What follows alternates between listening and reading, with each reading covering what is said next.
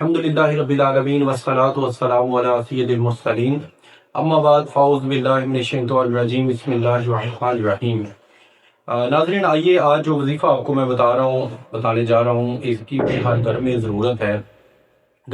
ہر گھر میں لڑائی ہیں، جھگڑے ہیں، فتنے فساد معاملات ہیں، تو بالخصوص اگر میاں بیوی کی آپس میں لڑائی ہو جائے، جھگڑا ہو جائے، تو اگر بیوی ناراض ہے تو میاں یہ وظیفہ کرے گا، اور اگر میاں ناراض ہے تو بیوی کرے گی۔ وظیفہ کیا کرنا ہے؟ 20 بار بیوی ناراض ہو تو شوہر، اور اگر شوہر ناراض ہو تو بیوی سونے سے قبل بچھونے پر بیٹھ کر یہ وظیفہ پڑھے گی، انشاءاللہ عز و جل صلح ہو جائے گی۔ جب تک صلح نہ ہو یہ وظیفہ جاری رکھنا ہے۔ وظیفہ کیا ہے؟